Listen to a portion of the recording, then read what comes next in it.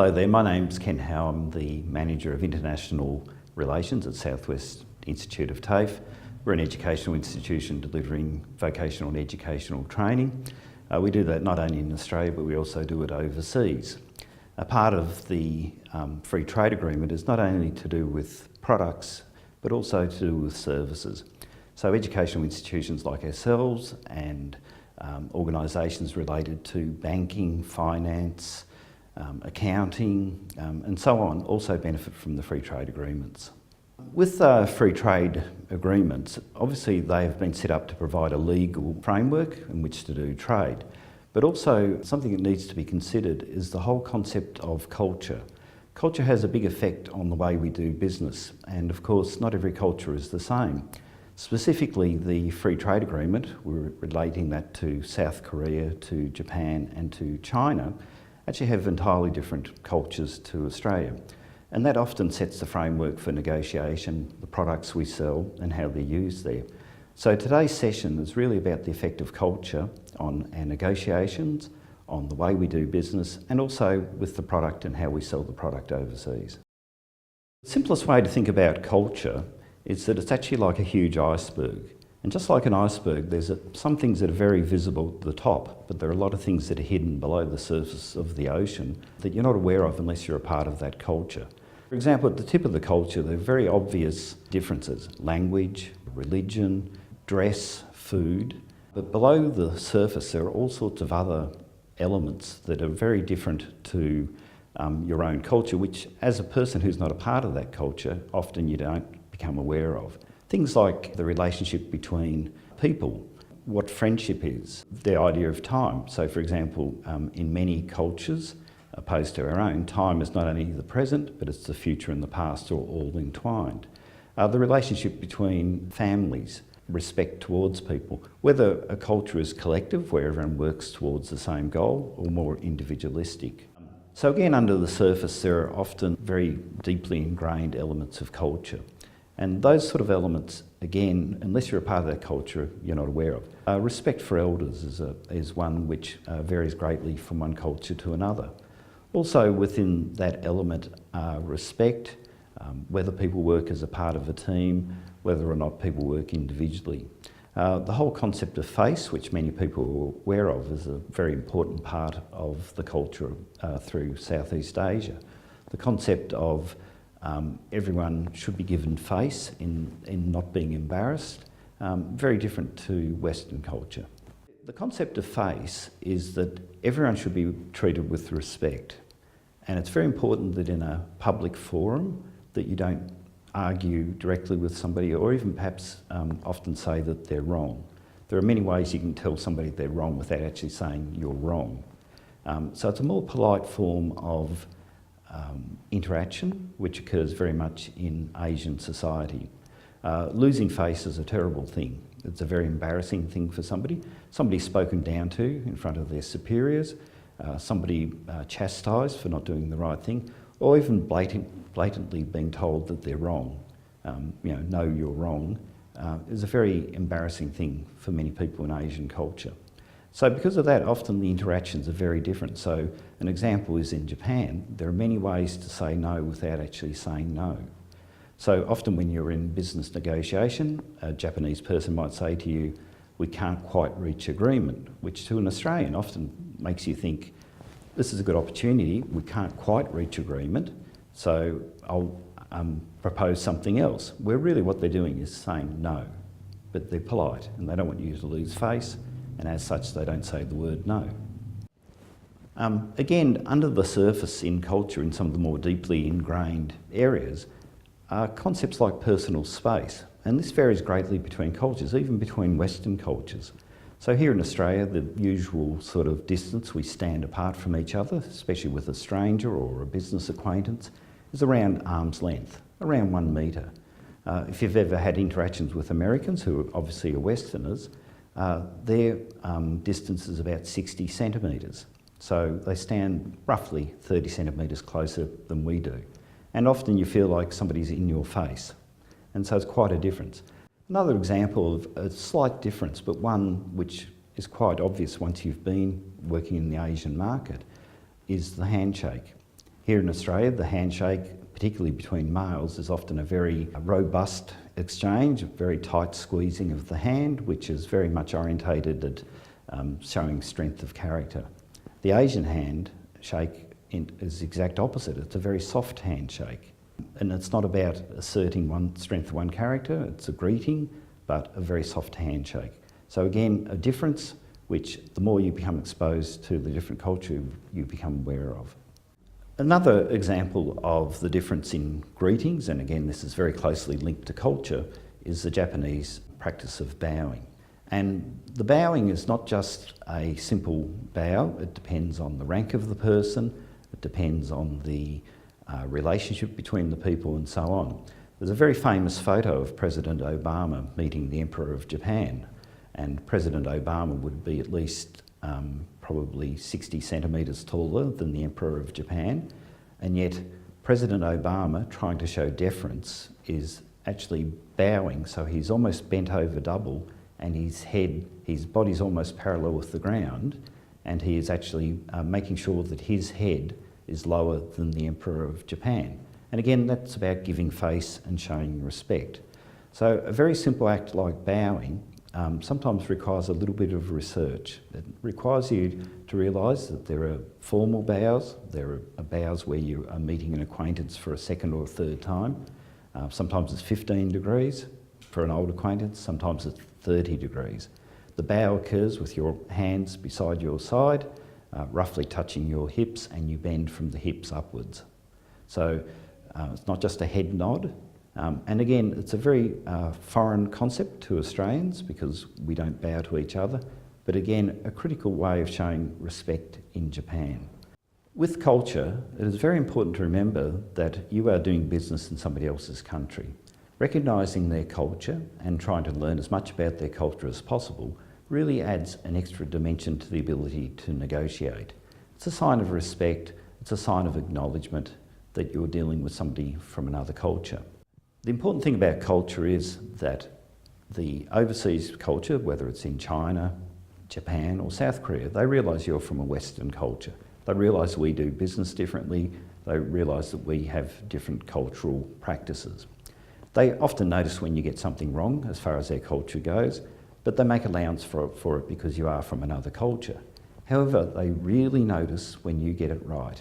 They really appreciate the fact that you've learnt how to greet properly, that you might have a smattering, a small amount of words, greetings and farewells and thank yous, are really acknowledged and respected.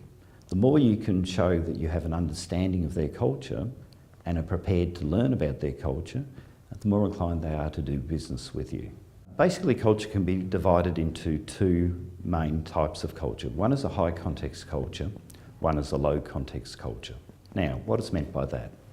A high context culture is not just what is said or spoken or written. High context culture takes into account relationships. It takes into account not only the relationships between people, but the physical space and the surrounding world around it. A low context culture really is focused on what is written or what is said. So it's very much based on words. Hardly surprisingly, Australia is a low context culture. When we do business, our business interactions are very much based on negotiation, where we talk about the deal. Hopefully we make the deal, and the way we cement the deal, of course, is to form and sign a contract. So it's all very much based around either the spoken or the written word. The opposite of that, the high context culture, are countries like South Korea, Japan and China, and many other Asian cultures. A high context culture really takes into account the relationship. The relationship is very important. So often you'll find that in a high context culture, you go there for a specific reason, but before you can really start negotiating about business, about the deal, you really need to get to know the person. More importantly, they need to get to know you. They want to judge what your character's like. They want to understand more about you and your family, your business, and many other things before you start getting down to serious negotiation. High context and low context cultures are quite different, but it's not black and white. There's a continuum between those cultures. So some are a little bit closer than others. So if you could imagine a long line, and on one end we had high context, very high context culture. On the other end of the line we had low context cultures. Australia would be based somewhere towards the low end. Other countries near us that are very similar as low context cultures would be the United Kingdom, the United States, New Zealand. Very similar sorts of concepts about doing business based around the word. Probably a little bit lower than us would be countries such as Germany, where it very much is about the written word and the written contract. If we move along the continuum towards the higher context cultures, that's where we start seeing countries such as China, Japan, South Korea. India would be a little bit closer to Australia. And then we keep going further to some of the extremely high context cultures like in the Middle East. So it's not black and white, there is a bit of a variation between the countries, but again it's being very aware of that continuum. And the reason is that whether you're a high context culture or a low context culture, that really influences a large number of things. For example, negotiation style. Are you going to go straight in, get off the plane, go straight to an office and do business in China? With an old friend, yes you will, but a brand new customer, a brand new potential customer, you'll find that that's where you will have a meal, you may go out for dinner, you may do karaoke. There might be all sorts of ways that they learn more about you as a person. So it affects a raft and a range of elements. The other element which is very important, we are very contract driven, where often traditionally in Asian culture it's very much driven by your word, a handshake. The fact that you know somebody, that you trust somebody. So again, there's a balancing act between the traditional, as in a low context culture, but also the high context culture. Now, contracts are widely accepted and used right through China and South Korea and India, but at the same time, they do want to get to know you first.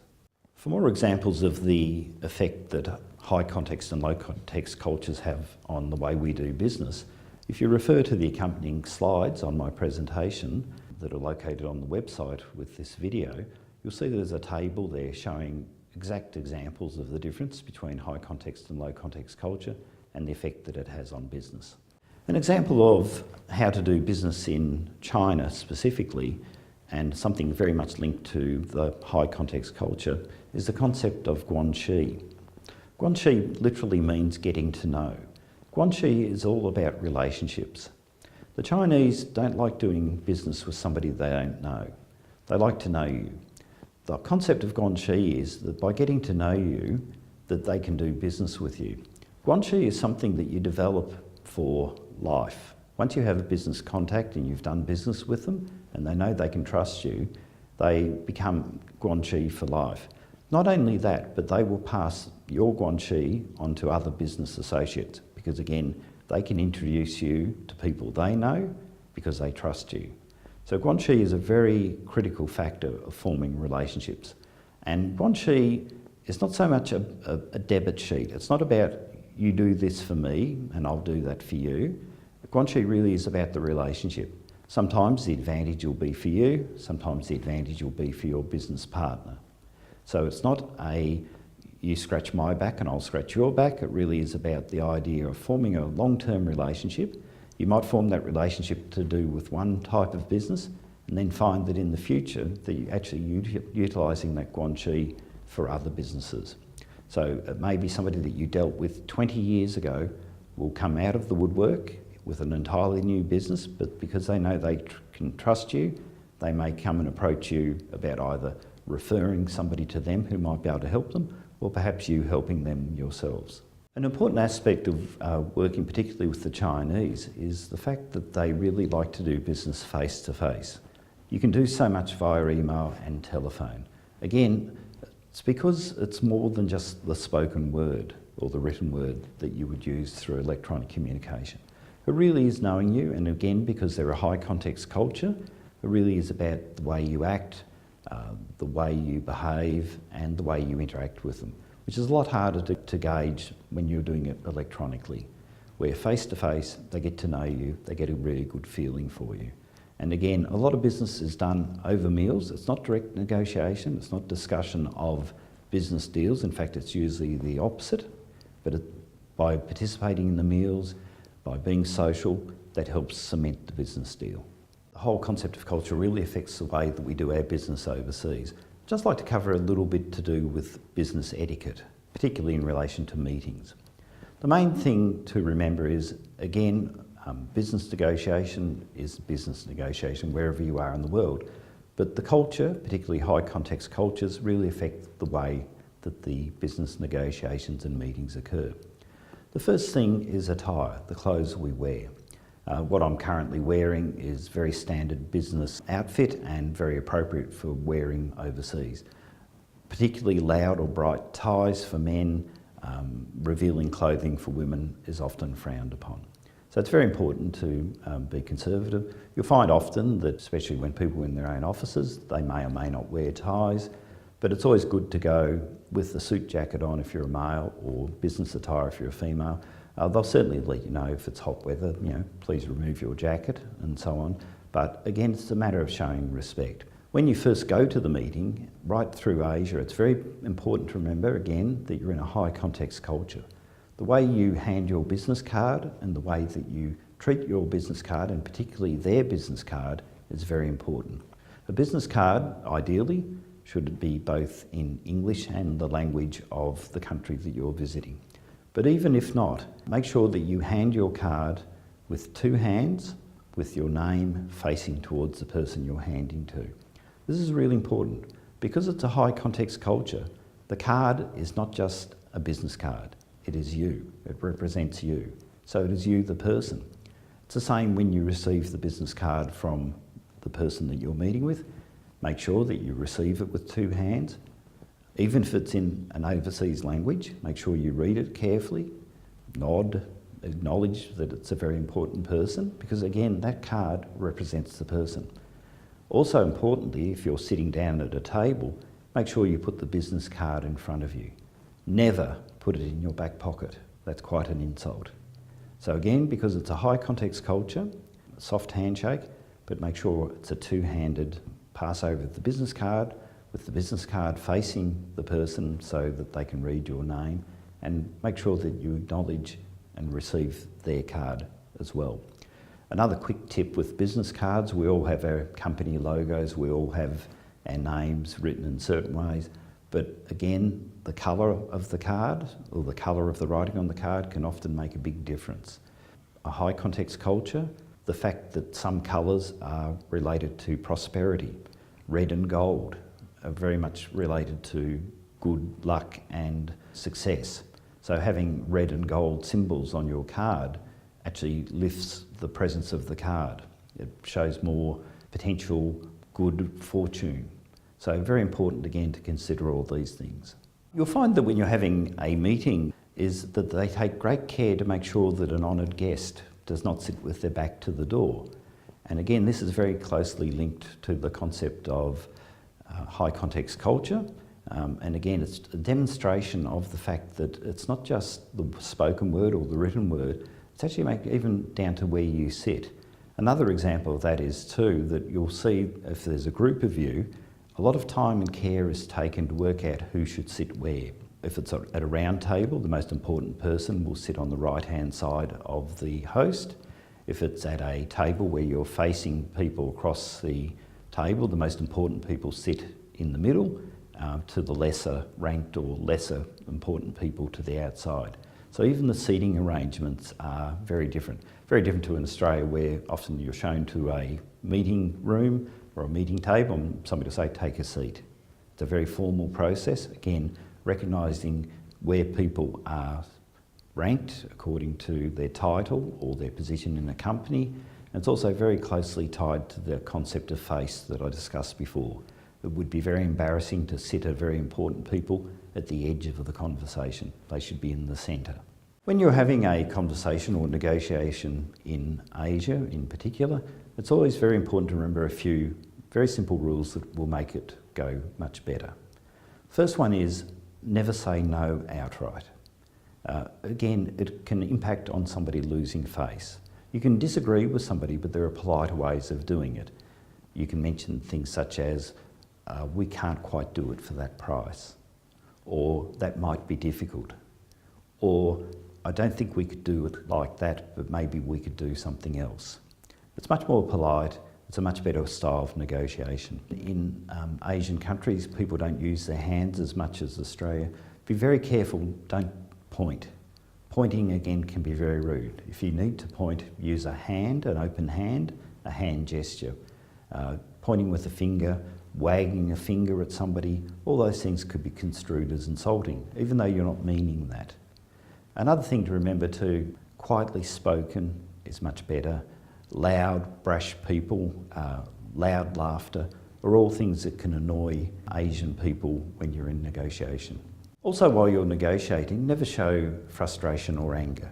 Again, you're losing face, which makes the hosts uncomfortable. Also consider things, there are little tiny elements like don't touch your mouth with your hand while you're speaking, don't show the soles of your shoes towards people, and just be aware of your body language. Very important elements. Again, your hosts will understand if you get it wrong, but sometimes they notice the exception more than when you get it right. Another element of doing business in Asia is that many people want to do business with you, but you need to be aware that you need to be working with the decision maker. There'll be many people who can approach you and say that they have a deal for you or potential deal, but remember they may not be decision makers. It's very important that when you're negotiating, that you are negotiating with decision makers. Somebody of influence, somebody who can open doors. And again, this is where guanxi can really help. If you develop the right guanxi, where you have good relationships with people of influence, they know other people of influence. And it's a way of doing business. But it's also very important that when you're doing business overseas, just as you would do business here in Australia, that you apply due diligence. Again, it's very easy to be impressed by the size of a company in Asia. It's easy to be impressed by the type of business they're doing, the number of employees, the number of customers. But just like any business dealing here in Australia, important you undertake due diligence. Austrade can certainly help you with that. Also, you need to consider that the people you're dealing with, what their background is, and again, apply due diligence. They want to get to know you as a person, but remember, you need to get to know them as a business. A key point to remember with negotiation in Asia is that it doesn't always go smoothly. The whole concept of high context culture versus low context culture means that we're operating at a different speed and a different way of doing things. We often go overseas to negotiate business deals and we're on a limited time. Maybe 2 or 3 days, all we have to do a business deal. Unfortunately, with a different concept of time and a different way of doing business, sometimes that time's not enough. It's very important not to try to close the deal because you're getting on the plane. That puts you at a disadvantage.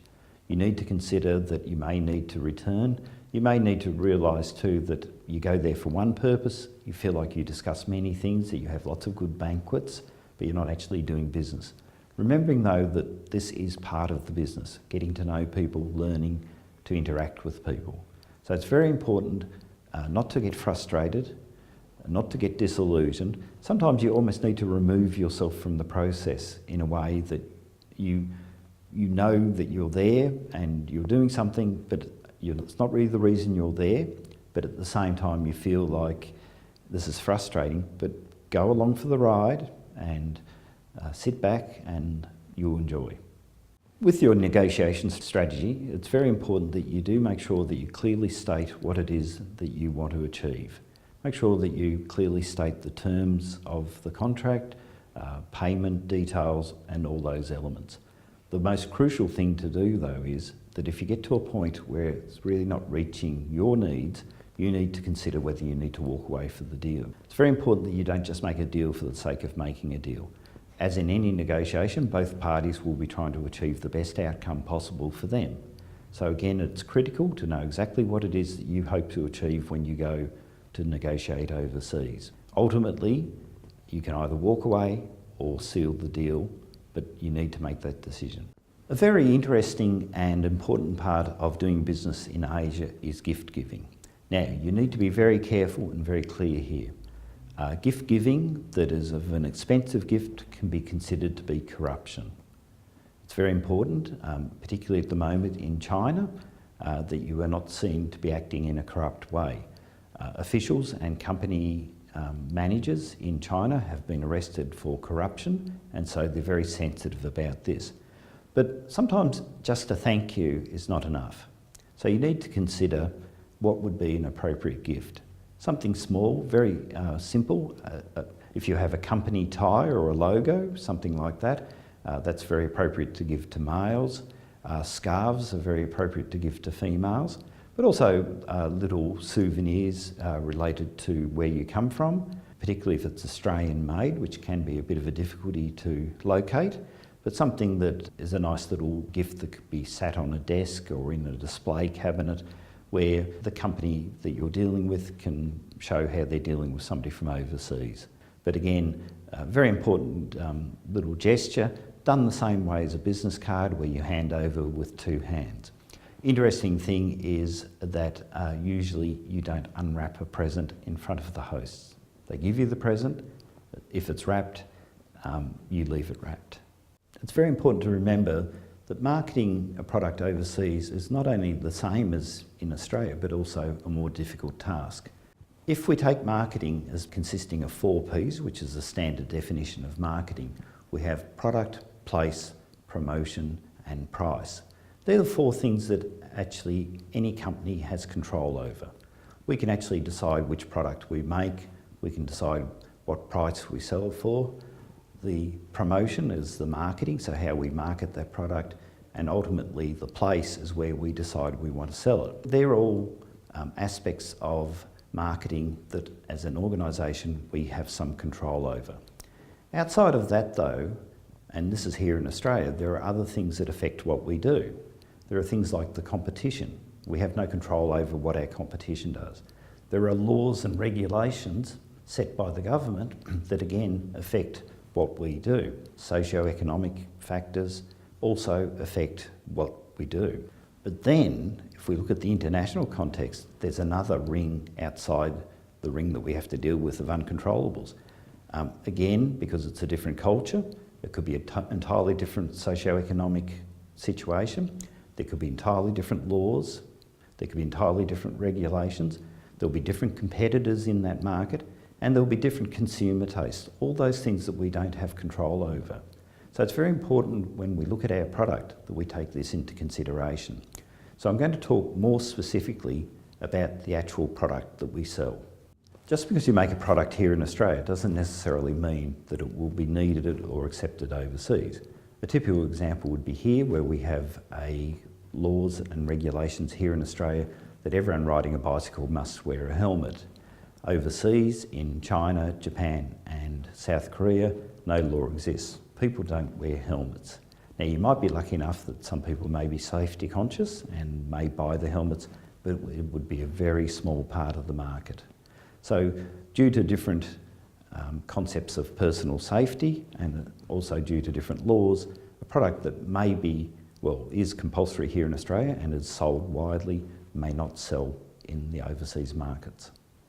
When we're talking about a specific product, we need to remember that this is much more than the physical product. The physical product is not only the product, so for example it might be coffee, it's also the container that it comes in. It is also the labelling. It is also the after-sales service, whether you provide a helpline.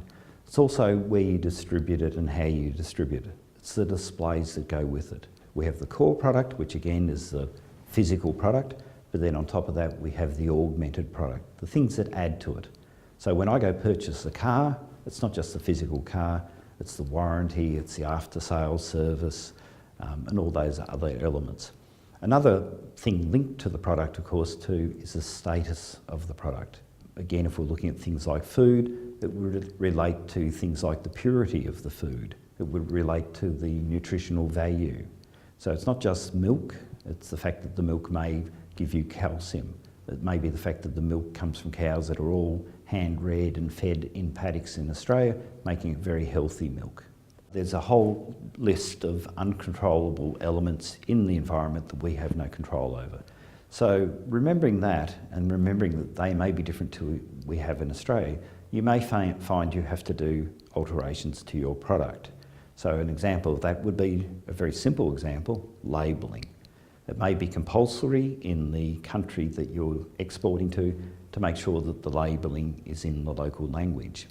Now, an exception to that is often your brand name and key elements you keep in English because it can be seen to be a more prestigious product. But you'll find that, advice on how to use the product, if it's, again, an ingredient, how you use it.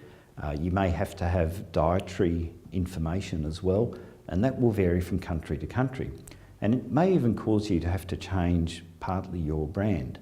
A recent example of that has been Diet Coke, which we drink here in Australia.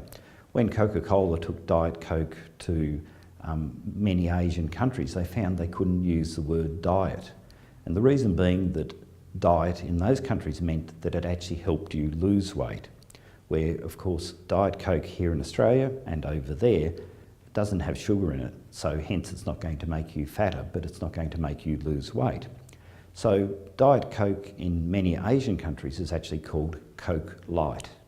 They've changed the name, and that's based on a local law. Culture can greatly influence the product that you sell, but also the way you market it. A classic example of that is next time you see an ad for a watch, have a look at what time the face is on. It's always on 10:10. Now you ask, why is that? Well, one thing, aesthetically, it's pleasing because it's balanced. But the other thing, because of a high context culture, a watch, just like a business card, represents the person. One of the reasons why Rolexes and watches of high quality are very highly regarded in Asia. But again, because the watch represents the person, by putting the time at 10:10, it's actually a stylised face of a person, a smiley face, a happy face. It makes a smile. So again, it represents the watch not only as a physical product, but it represents the watch as an extension of the person. If you'd like any further information on anything I've covered today, please refer to the slides that I've placed there because they do go into more detail than I have spoken about today. You also see a document which is called Doing Business in Asia. And that's just some information that I've put together which again relates to what I've covered today. But if you'd like further information on top of that, please don't hesitate in contacting me, Ken Howell at Southwest TAFE. My details are on the final part of this presentation. Happy to talk to you about products, happy to talk to you about services and also how to do business in Asia. I hope you've enjoyed today and I look forward to talking to you in the future.